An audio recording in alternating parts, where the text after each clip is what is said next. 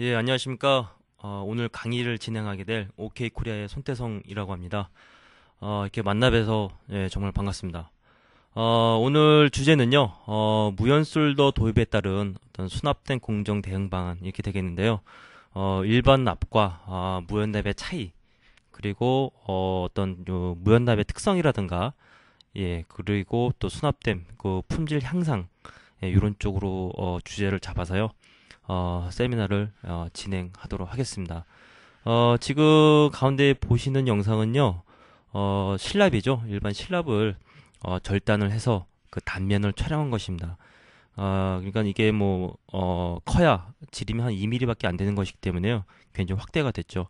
지금 보시게 되면 가운데 지금 흘러내려온 게, 이것이 플럭스입니다. 각 그 솔더 실랍 안에는 플럭스가 함유되어 있습니다. 그래서, 플럭스가 흘러나와서, 이 플럭스가 먼저 사전 준비 작업을 해주고요.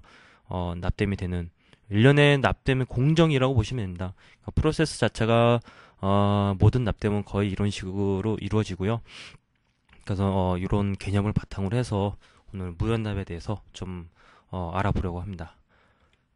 자, 목차를 보시게 되면요, 어떤 레드프리 예, 개요부터 시작을 해서 일반 납과의 어떤 차이점, 그다음에 수납된 품질 향상, 그다음에 우리가 흔히 온도 조절 인두기를 많이 쓰고 있는데요. 그 인두기에서의 온도와 어떤 열량과의 관계, 예, 이런 부분. 더 나아가서 현장 생산 라인이죠. 그러니까 생산 라인에서 금도금을 입힌 어떤 PCB 사용을 했을 때 나타나는 문제점들. 그래서 요거는 뭐, 개발 단계에서 큰 의미가 있는 것은 아니지만요. 금도움이 가지고 있는 그 문제점에 대해서 좀 살펴보도록 하겠습니다. 일단 처음으로, 납땜이란 무엇인가, 그 정의하는, 좀 내용이 나왔는데요. 내용은 간단합니다. 그 뭐, 땜납이라는 게, 예, 450도 C에서 용융되는 연성을 가진 물질 이렇게 되어 있는데요.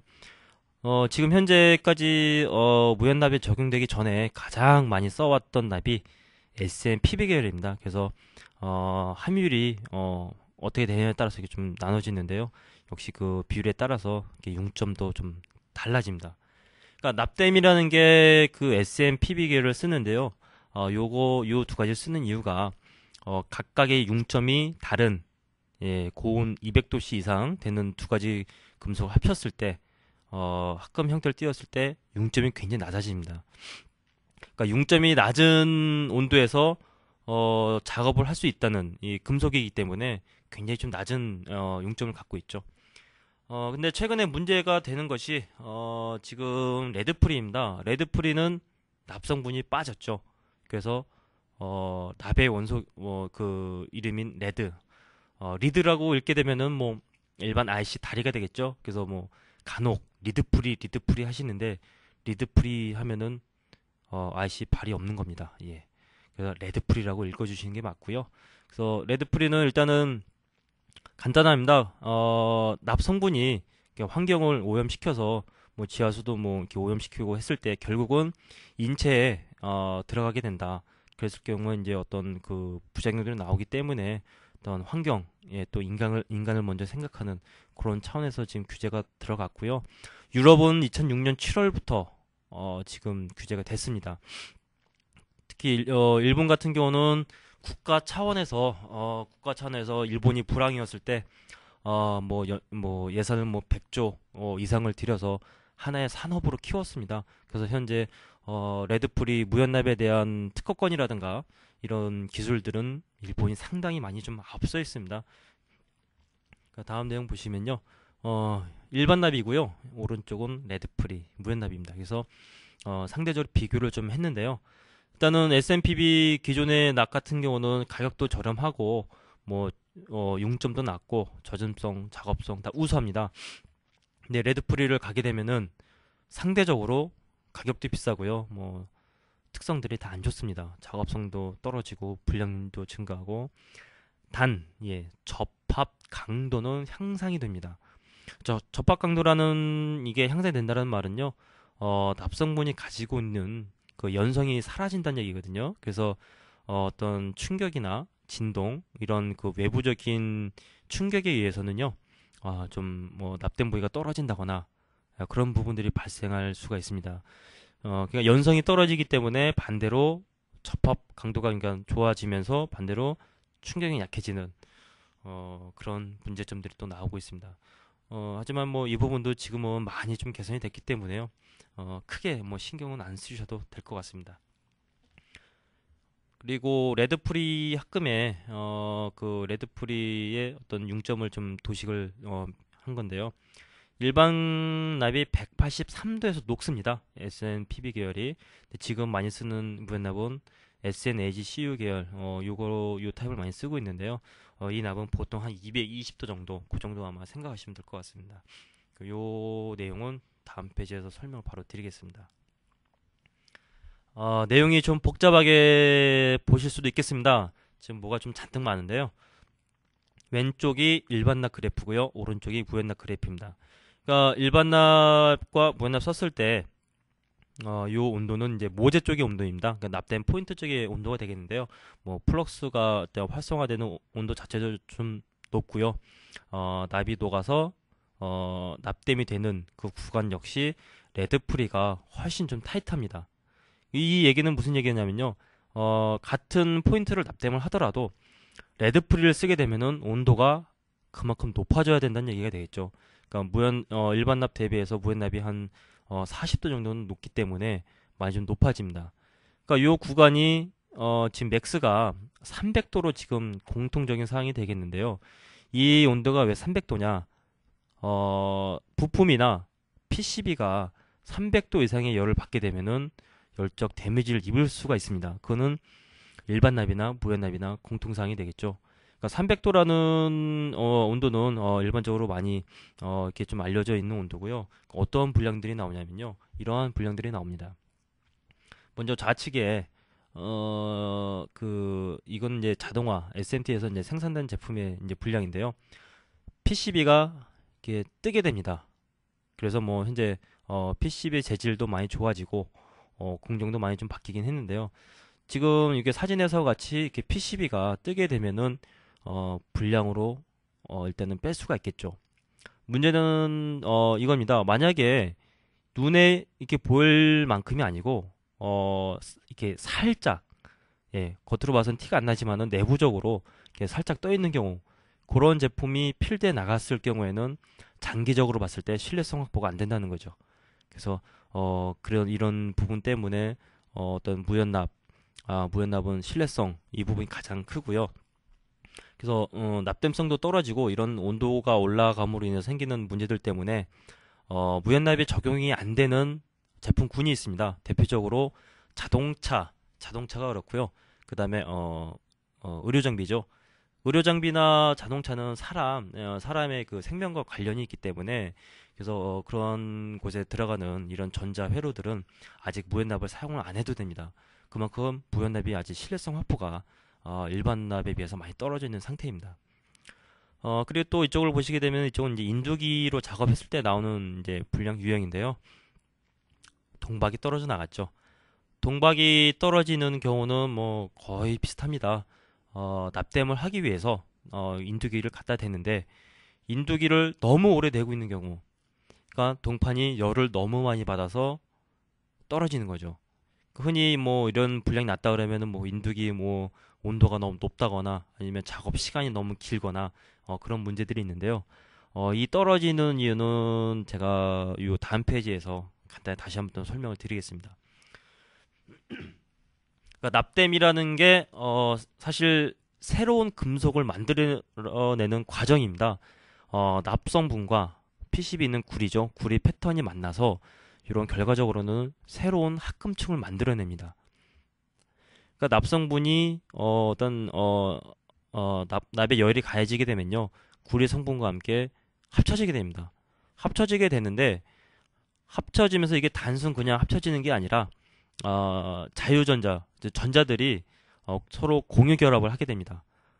뭐 고등학교 때 이런 거 많이 뭐 기억이 나실 것도 같은데요. 전자들이 서로 공유 결합을 하고 이것이 바로 금속 결합이라고 하는데요.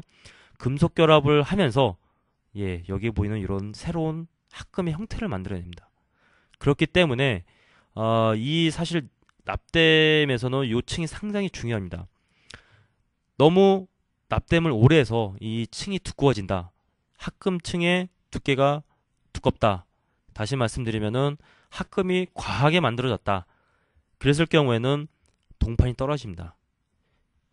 그러니까 합금층이 만들어지는데 열이 계속 받은 상태에서 이 합금층이 이 구리판을 이 밑으로 치고 내려갑니다. 그렇게 되게 되면은 동판이 떨어지게 되는 거죠. 그래서 요 전에 봤던 동박이 그래서 이제 떨어진 거고요. 반대로 합금층이 너무 얇게 형성이 됐다. 그거는 이제 쉽게 제가 이제 말하는 냉댐입니다. 요 합금층이 너무 얇을 경우에는요. 이 납땜된 걸 갖다가 강제적으로 떼어냈을 때 쉽게 그 떨어지는 것들 있죠.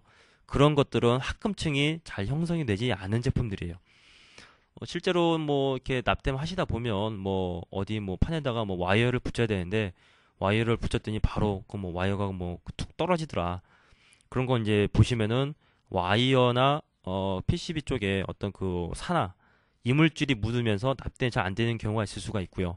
예, 요 층 자체가 너무 얇게 형성이 되면서 이 힘이 그러니까 못 받는 거죠. 그러니까 접합 강도가 떨어지기 때문에. 그래서 요거는 그래서 제가 다시 한번 말씀드리지만은 납땜이라는 과정은 죄송합니다. 납땜이라는 과정은 새로운 합금층을 만들어낸다. 이 납과 이 구리 사이에서 새로운 합금층을 만들어내서 이 새로운 합금층이 얼마나 센 접합 강도를 가지고 있느냐 요거에 따라서 이제 냉댐이냐 아니면 열이 과하게 갔느냐 그렇게 구분된다고 말씀드리겠습니다. 그래서 요거는 그 합금층에 대한 촬영 사진입니다. 요걸 찍기 위해서는 뭐 셈이라는 장비가 필요로 하는데요. 보시게 되면은 이 지금 하단부가 구리층이고요. 가운데 진하게 있는 부분이 니켈층입니다. 그리고 그 위에 현재 좀 제가 지금 가리키는 부분 있죠? 요 부분이 합금층이에요. 그러니까 좌측 걸 보시게 되면은 현재 합금층이 굉장히 양호한 상태입니다. 반대로 오른쪽 제품을 보시게 되면요. 굉장히 좀 많이 좀 불규칙적이고 상당히 이 층 자체가 두껍습니다. 요 밑에서부터 뭐 요 정도 선상까지는 봐야 되는데요. 이런 상태일 경우에는 동판이 잘 떨어지는 그런 불량이 발생을 할 수가 있습니다. 그래서 납땜이라는 것이 단순 납을 녹여서 붙이는 개념이 아니라 예, 납땜을 하면서 어떤 새로운 금속이 생기면서 이 새로운 금속이 어떤 접합 강도를 가지는 예, 그런 개념으로 이해를 해주시고 그래서 납땜을 품질을 높이기 위해서라도 예, 이 부분 그러니까 알고서 작업을 하는 거랑 모르고 하는 거랑은 좀 천지 차이죠. 그래서 이런 부분이 있기 때문에 예, 이런 부분을 잘 좀 예, 참고를 하셔가지고요 납땜 하시는데 예, 도움이 되셨으면 합니다. 자, 여기는 지금 이제 간단하게 좀 테스트를 한 내용이 좀 있는데요. 열적 어떤 그런 열의 전달, 열 전도 이런 부분입니다. 그래서 보시게 되면 PCB는 현재 같은 PCB입니다. 같은 PCB인데 좌측에 여기 요 부분이 이제 납땜 포인트인데요. 납땜 포인트 보시게 되면은 여기가 납땜 포인트죠. 여기 보시게 되면은 여기는 그라운드 패턴이 없습니다. 그러니까 일반적인 뭐 아주 쉬운 납땜이 되겠죠. 반대로 오른쪽 그림을 보시게 되면요. 여기 색이 좀 틀리지 않습니까? 이 부분이 그라운드 패턴입니다. 그러니까 즉 열을 많이 뺏어간다는 얘기가 되겠죠. 그래서 여기에 납땜을 했을 때 요 온도를 감지하는 서머커플 여기랑 여기랑 온도를 얼마나 감지를 하는지 여기에서 측정을 해가지고 비교를 한번 해보겠습니다. 자, 보시게 되면은 지금 두 가지 그래프가 있는데요. 저 가로축은 시간이고요. 세로축은 모재, 서머커플 그 부품 쪽의 온도입니다. 자, 보시게 되면은 두 가지 그래프가 틀립니다. 단순히 그냥 뭐 납을 녹여서 땜을 했지만은 하단부랑 상단부 틀립니다. 그러니까 그라운드가 있는 패턴 같은 경우는 열을 많이 뺏기기 때문에 상대적으로 부품이 열을 덜 받습니다. 그래서 지금 이런 그림이 나와줬는데요. 예를 들어서 지금 현재 무연납은 녹는 점이 한 220도 정도 되지 않습니까? 단순 그냥 납의 융점으로 봤을 때 220도면 이 정도가 되겠는데요. 그라운드가 없는 쪽은 납땜이 완료가 됐습니다. 그러나 그라운드가 있는 쪽은 온도가 많이 떨어지죠. 지금 뭐 7초 정도를 하더라도 200도를 못 넘기고 한 190 정도에서 머물게 되는데요. 이렇게 되게 되면은 뭐 인두기를 너무 오래 대고 있어서 뭐 동판이 떨어진다거나 그런 문제점이 발생할 수가 있어요. 그러니까 그 이제 납땜을 하려는 부위에 따라서 결과적으로 이제 열이 틀려진다는 내용이거든요. 여기 다른 예를 보시게 되면은 이거는 지금 콘덴서 단자를 지금 납땜을 하는 건데요. 보시게 되면은 2초 뭐 2초 정도면 작업이 다 끝납니다. 그래서 몇 번 테스트를 한 건데요. 작업이 이게 뭐 다 끝났지만은 이제 마이너스 단자 다음 페이지 보시게 되면요. 마이너스 단자는 보통 이제 그런 데 많이 묶여 있죠. 그래서 마이너스 단자를 보시게 되면은 두 가지가 굉장히 차이가 납니다, 지금. 예. 지금 요 두 개의 그래프는 뭐 3초 정도에 끝났지만은 요 그래프 보시게 되면은 뭐 10초 이상, 10초 이상 굉장히 시간이 딜레이가 되고 온도도 많이 떨어집니다. 요건 맥스가 뭐 60 몇 도 정도 되겠지만은 앞에서는 뭐 지금 90도 이상이 올라갔기 때문에 상당히 좀 차이를 보이죠. 그래서 이것처럼 그 포인트에 따라서 적절한 열이 공급이 돼야 되고 이렇게 오래 딜레이가 생길 경우는 불량이 발생할 수가 있습니다. 요 그래프와 요 그래프의 차이점은요. 요 온도 자체는 뭐 400도 미만의 그런 온도가 되겠고요. 요거는 뭐 300도 뭐 초반 정도, 그 정도 돼서 온도가 다르게 했을 때 얼마나 차이가 나는지. 그러니까 결과적으로는 온도가 많이 높아져야 되겠지만은 뒤에 또 내용이 있지만은 온도가 높아지는 것보다도 열을 신속하게 줄 수 있는 어떤 열량의 정확한 전달, 이런 개념이 더 중요하다고 잠깐 좀 말씀을 드리겠습니다. 자, 이거는 또 다른 내용입니다. 지금 두 가지의 인두기가 있습니다. 두 가지의 인두기가 있고요. 하나는 380도, 하나는 420도입니다. 자, 영상을 한번 플레이 해보겠습니다. 각각의 인두기에 같은 납을 지금 녹였습니다. 구분이 가시나요? 예. 오른쪽은 새까맣게 벌써 탔죠. 각 그 납들은 플럭스를 가지고 있습니다. 그래서 오른쪽과 같이 플럭스가 이렇게 잘 탄다라는 얘기는 비산이 많다는 얘기입니다. 플럭스가 타면서 여기 있는 납을 같이 끌고 나가죠. 그래서 납볼이 많이 형성이 되죠. 일반 뭐 연구 개발 파트 쪽에서는 납볼이 이렇게 많이 뭐 중요하지 않을 수도 있습니다만 생산 라인에서는 이 뭐 이렇게 납볼이 튀게 되면요, 단자 간의 쇼트를 시킬 수 있기 때문에 상당히 좀 문제가 되기도 합니다. 그 납볼뿐만이 아니라 플럭스가 잘 타게 되면요, 이런 그 납된 포인트 중간에 그냥 공백이 생깁니다. 뭐 보이드라는 표현을 쓰기도 하는데요. 이게 빈 공간으로 남아있기 때문에 이 부분에 나중에 이제 크랙이 간다거나 아예 그냥 떨어져 버리는 그런 불량들이 발생을 할 수가 있습니다. 이 사진 역시 엑스레이 촬영을 한 것입니다. 여기 이제 보시는 게 이제 부품의 리드입니다. 부품의 리드고요. 이렇게 희게 보이는 부분들이 보이드죠. 역시 빈 공간입니다. 이런 부분이 많은 경우는 이건 장기적으로 봤을 때 신뢰성 확보가 안 되기 때문에 좀 주의를 해주셔야 되고요. 다행인 것은 현재 레드프리를 쓰면서 이런 부분들은 많이 개선이 됐습니다. 각각의 실납들은 플럭스를 가지고 있죠. 제일 처음 타이틀 화면에서 그 플럭스를 보셨는데요. 플럭스들이 이런 역할을 합니다. 모재 금속의 뭐 산화물을 제거를 해주고 산화를 또 방지시켜주는 역할도 합니다. 그 다음에 납이 가지고 있는 장력, 납은 자기들끼리 잘 뭉치려고 하죠. 특히나 무연납은 더 이런 현상들이 더 많이 나옵니다. 그래서 장력을 약화시키는 역할을 해주고요. 또 열 전도성도 증가시켜 줍니다. 요 그림은 이제 그 제일 처음에 보신 그 이제 영상인데요. 제가 다시 한번 보여드리겠습니다. 그러니까 열을 가하게 되면은 실납이 가지고 있는 플럭스들이 먼저 흘러나옵니다. 플럭스가 혹시 모를 산화막을 없애주고 납이 잘 안착이 될 수 있게 사전 준비 작업을 해주죠. 그러니까 일련의 이제 납땜이 되는 프로세스를 보여주고 있는데요. 이 그림에서 보시면 현재 플럭스에 관련해서 이런 단계들이 있습니다. 그래서 플럭스가 열화되면서 먼저 녹아서 떨어지고 활성화라는 것은 이제 이 산화막 제거 이제 작용 이런 이제 역할을 하는 건데요. 단계를 거쳐서 납이 녹죠.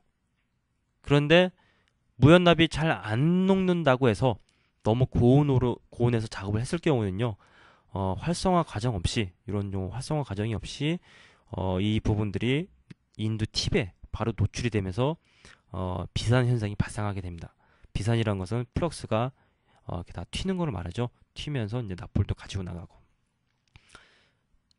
그래서, 요 다음에서요, 제가 어떤 비산에 대해서 제가 설명을 다시 드리겠습니다. 자, 보시게 되면은 이 제품은 일반 납입니다. 지금 A4지 흰색 종이 위에다가 납을 녹여놓은 건데요. 이 그림만 일반 납이고요. 나머지는 다 무연납입니다. 무연납 지금 이 제조사들이 다 틀려요. 하나, 둘, 셋, 세 가지 제조사가 다 틀리고 또 파이수도 다 틀립니다. 그건 뭐 1mm짜리 쓰신 데도 있고 0.8 쓰신 데도 있는데 파이수가 다 틀립니다. 제가 말씀드리고 싶은 거는 뭐냐면요. 무연납, 이 회사 제품을 썼을 경우에는 굉장히 좀 누런 점들이 많이 보이시죠? 플럭스가 열에 약한 경우입니다. 플럭스가 열에 약하기 때문에 금방 타서 이렇게 좀 퍼져 있는 거고요. 그러면서 같이 이 납볼이 많이 좀 발생이 됐습니다. 그러니까 이런 납볼 굉장히 작은 사이즈거든요. 이런 것들이 제품에 많이 들어가게 되면요. 쇼트를 일으키기 때문에 상당히 좀 안 좋습니다. 그래서 납볼에 민감한 그런 제품에는 오른쪽 제품과 같이 플럭스는 좀 튀기는 하지만은 납볼이 전혀 없는 이런 제품을 써주는 것도 품질 향상에 굉장히 좀 긍정적으로 볼 수가 있는 거죠. 그래서 납 선택하실 때도 그 제조사나 이런 그 파이에 따라서 틀려지기 때문에요. 잘 선택을 하셔야 됩니다. 심지어 초기에 대기업에서 같은 경우는 납 한 가지 검토하는데 뭐 6개월, 뭐 1년 사실 처음에는 이렇게도 걸렸습니다. 그만큼 납 선택이 많이 중요하죠. 예, 그래서 이런 부분 하나하나 다 좀 신경을 써 주셔야 됩니다. 그래서 제가 이제 비산 현상을 제가 몇 번 이렇게 말씀을 드렸는데요. 비산 현상을 줄이기 위한 방법들입니다. 그래서 뭐 비산이 적은 무연납을 쓰게 되면 가장 좋겠죠. 이건 뭐 이걸로 해결이 안 된다 그러면은 뭐 활성 온도가 높은 그런 플럭스를 써주는 것도 방법이 될 수가 있고요. 그다음에 여기 V 커팅이라는 말이 있습니다. V 커팅이라는 얘기는 실랍이죠. 실랍에 이렇게 칼 자국을 낸다고 봐주시면 돼요. 제가 앞에 그림에서 설명 좀 드리겠습니다. 이게 실랍 단면이 있으면요, V자 모양이다 말 그대로 V자 모양으로 홈을 파줍니다. 홈을 파놓게 되면은 납땜을 할 때 여기 각각의 이제 그 플럭스들이 이 파여진 홈을 통해서 나오게 됩니다. 나오게 되면은 이 플럭스가 제한된 공간 안에서 열을 받아서 갑자기 터지는 그런 증상을 많이 막을 수가 있죠. 그래서 이제 그런 V 커팅을 이 V 커팅은 실제로 많이 쓰이고 있습니다. 특히 생산 라인 그리고 고온의 인도 작업이 많은 곳에서는요 V 커팅을 뭐 많이 쓰고 있습니다. 그리고 와이어 솔더 이건 실랍이죠. 실랍을 예열을 한다. 그래서 뭐 볼펜만한 히터가 있어서 히터를 지나게 되면은 뭐 납이 뭐 100도까지 뭐 예열이 된다. 그래서 그 상태에서 납땜을 하게 되면은 뭐 비산이 뭐 50% 이상 준다. 예, 그러한 설비도 있습니다만 요거는 뭐 자동화 쪽에서 많이 쓰이고 있는 설비고요. 일반 수납댐에서는 거의 쓰이지 않는 방법이죠. 그리고 인두기 온도를 낮춰도 좋은 방법이 될 수가 있고요. 자, 여기서는 지금 페이지는요, 제가 이 사진과 영상을 몇 가지 보여드릴 텐데요. 일반 납과 무연 납의 어떤 좀 광택, 그러니까 외부적으로 좀 차이가 나는 것들입니다. 그래서 오른쪽이 일반 납이고요. 좌측은 무연 납입니다. 그러니까 예전에 그 일반 납 썼을 때도 사실 좌측과 같은 광택이 나오긴 했습니다. 아시겠지만 인두기를 계속 대고 있으면은 플럭스가 다 이렇게 날아가고 뭐 이렇게 뭐 뿔도 막 이 납이 막 딸려오면서 그렇게 됐을 때는 광택이 상당히 죽지 않습니까?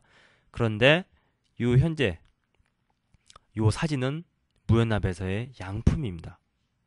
그러니까 일반 납 광택과 비교했을 때 광택이 상당히 안 좋죠. 근데 이게 양품이기 때문에 육안으로 불량 여부 판단하기가 많이 좀 어려워집니다.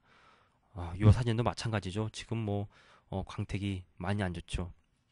그래서 부품 리드와 납땜 부분이 납땜 잘 됐는지 판단하기가 상당히 좀 어려워지는 그런 이제 상황이고요.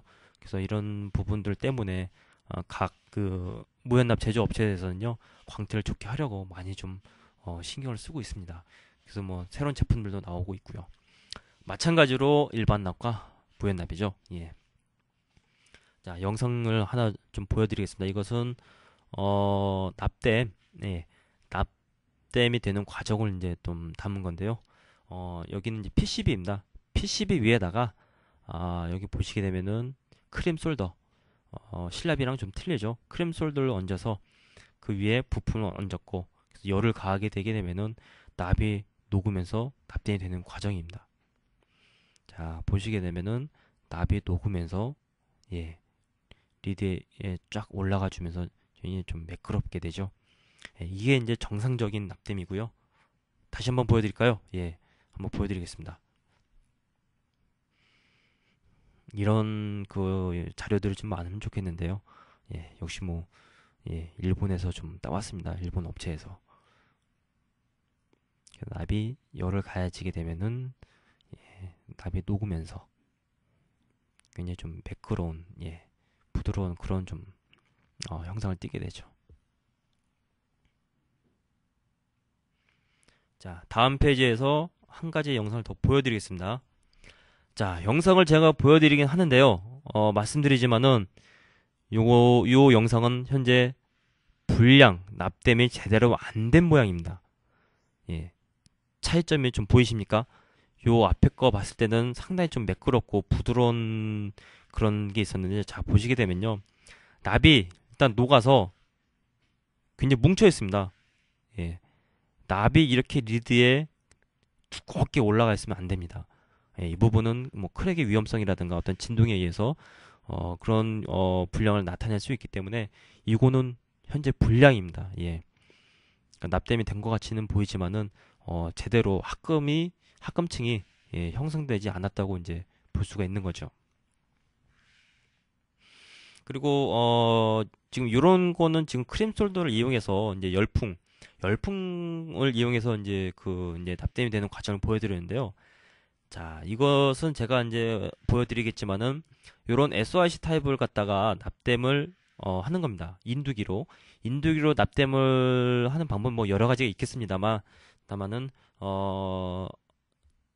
포인트 하나하나 포인트 하나하나 하시는 분들도 사실 좀 계시더라고요. 예. 근데 이거는 제가 좀 쉽게 하는 방법을 좀 보여드리겠습니다. 먼저 플럭스를 칠합니다. 플럭스가 이제 납을 잘 이제 퍼지게 하죠. 그런 다음에 인두 팁에 납을 묻힙니다. 인두 팁은 좀 특수하게 생기긴 했습니다만 일반 칼팁도 가능합니다. 그래서 인두 팁에 묻어 있는 납으로 드래그라고 하죠. 뭐 그냥 뭐 이제 그 쉬운 말로는 뭐 긁는다, 뭐 긁는 작업이다 이런 표현도 쓰시는데요. 예, 다시 한번 보여드리겠습니다. 그러니까 플럭스를 칠하는 이유는 납을 여기다 얹었을 때 플럭스에 의해서 납이 잘 스며들 수 있도록 잘 퍼질 수 있도록 그런 용도에서 이제 플럭스를 발라줬고요. 플럭스가 없게 되면은 작업이 잘 안 됩니다. 그래서 이거 하실 때는 플럭스를 좀 발라주셔야 되고요. 예, 따라가면서 따로 이렇게 뭐 시간만 약간 더 주게 되면요, 납이 자연적으로 퍼져서 납땜이 되게 됩니다. 상당히 좀 깔끔하죠. 그래서 이렇게 하시면은 작업 시간도 좀 줄일 수가 있고요. 아무래도 좀 편하게 작업을 하실 수 있을 것 같습니다. 자, 여기 영상이 하나가 더 있는데요. 일반 납과 보헤납의 차이입니다. 그 퍼짐성이 안 좋다고 제가 이제 몇 번 말씀드렸는데요. 일반 납 같은 경우는 이 랜드에다가 일반 납을 놨을 때랑 무연 납을 놨을 때는 차이인데요. 일반 납은 잘 찹니다. 끝까지. 근데 무연 납은 퍼짐성이 안 좋기 때문에 퍼지다 말아버리는 그런 증상이 나오죠. 그래서 랜드에다가 크림 솔더를 도포를 하고요. 지금 열을 이제 가하고 있습니다. 지금 일반 납 같은 경우는 이게 녹아서 이렇게 많이 좀 차줘야 되는데요. 무연납이기 때문에 상당히 더디죠. 퍼지는 것도. 그래서 이 부분은 사실 지금 납땜도 납땜 패턴이 많이 바뀌고 있습니다. 이 단자들이 좀 짧아지죠. 일반 납에 대비해서 상대적으로 짧아집니다. 왜냐면은 잘 안 퍼지기 때문에. 예, 그래서 이 부분을 뭐 줄이고 또 끝단은 이렇게 라운드 처리. 예, 예, 이게 지금 모서리 지지 않았습니까? 여기를 이렇게 라운드 처리합니다. 예, 라운드 처리함으로 해서 그나마 그 퍼짐성을 좀 좋게 하는 거죠. 왜냐면 이렇게 빈 공간으로 나가게 되면은 이거 역시 다 불량의 소지가 있기 때문에요. 이런 쪽에서도 지금 많이 좀 바뀌고 있습니다. 그래서 어떤 분은 지금 이런 식으로 무연납과 일반납을 이렇게 각도로서 표시를 합니다. 그래서 무연납은 상대적으로 잘 뭉치고 자기들끼리 잘 뭉치기 때문에 각이 높다. 예, 일반납에 비해서 이제 그런 간단한 내용인데요. 이 자료는 록타이트에서 이제 따왔습니다. 그리고 다음 페이지 보시게 되면요. 퍼짐률을 이렇게 구하는 공식이 있어요. 이 공식에 의해서 구하게 되면요. 무연납에 대비해서 일반납이 훨씬, 예, 퍼짐성이 좋은 거를 이렇게 알 수가 있습니다.